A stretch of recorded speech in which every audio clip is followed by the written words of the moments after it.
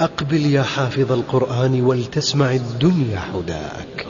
Actually, I'm very much impressed by finding true astronomical facts in Quran. And for us, we modern astronomers have been studying very small fields of the universe. We concentrated our efforts for understanding of very small parts, because by using telescopes we can see only a very few parts of the sky without thinking whole the universe.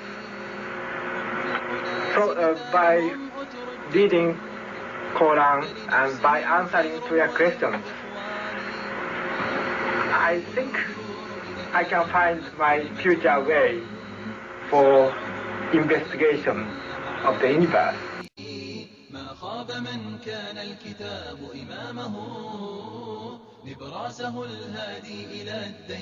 Muhammad was a very ordinary man. He couldn't have read, he didn't know to write. In fact, he was illiterate. And we're talking about 1,200 years ago. You have someone, an illiterate person, making profound pronouncements and statements that are amazingly accurate of a scientific nature. And I personally can't see how this could be a mere chance. There are too many accuracies. And like Dr. Moore, I have no difficulty in my mind reconciling that this is a divine inspiration or revelation which led him to these statements.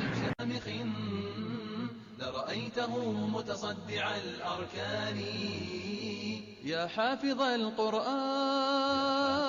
يا حافظ القرآن. I find it very interesting that this sort of information is in the ancient scriptures of the Holy Quran, and I have no way of knowing where they would come from, but I think it is extremely interesting that they are there and that this work is going on to discover the meaning of some of the passages.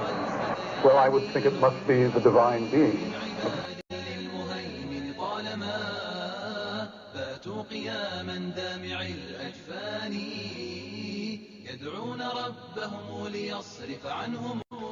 Summary.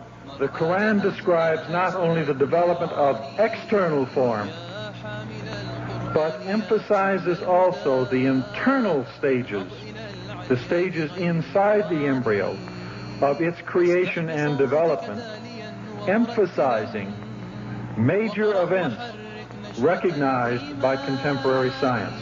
Thank you for your attention. As a scientist, I can only deal with things which I can specifically see. I can understand embryology and developmental biology.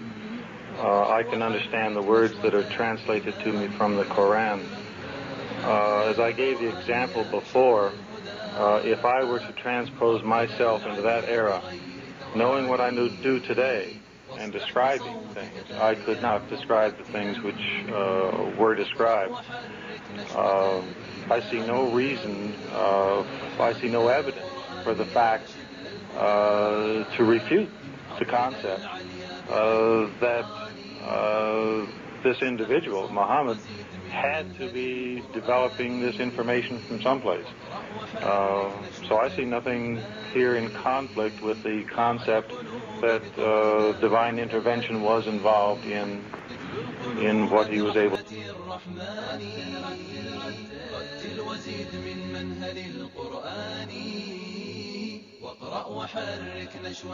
In a relatively few ayah is contained a rather comprehensive description of human development from the time of commingling of the gametes through organogenesis.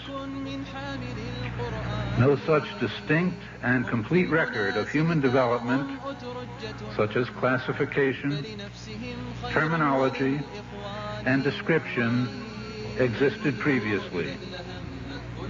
In most, if not all instances, this description antedates by many centuries the recording of the various stages of human embryonic and fetal development recorded in the traditional scientific literature.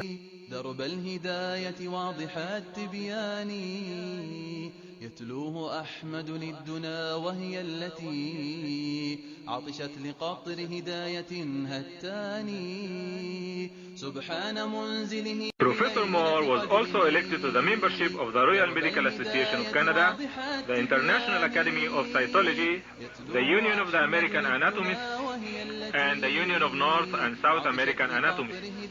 Professor Moore has published many books on clinical anatomy and embryology. 8 of them are used as reference works in medical schools and have been translated into 6 languages, namely Italian, German, Portuguese, Spanish, Greek, and Chinese. It has been a great pleasure for me to help clarify statements in the Quran about human development. It is clear to me that these statements must have come to Muhammad from God or Allah, because almost all of this knowledge was not discovered until many centuries later. This proves to me that Muhammad must have been a messenger of God or Allah. عطشت لقطر هداية هتاني وزهت بنبت زروعه حسنا وآتت أكلها بتداني.